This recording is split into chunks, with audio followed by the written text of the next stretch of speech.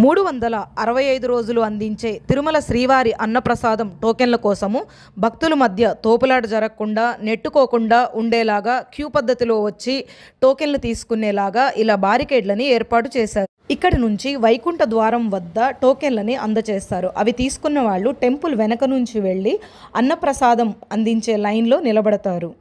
టోకెన్లని మధ్యాహ్నం 12:30 నుంచి 1 గంట మధ్యలో అందజేస్తారు.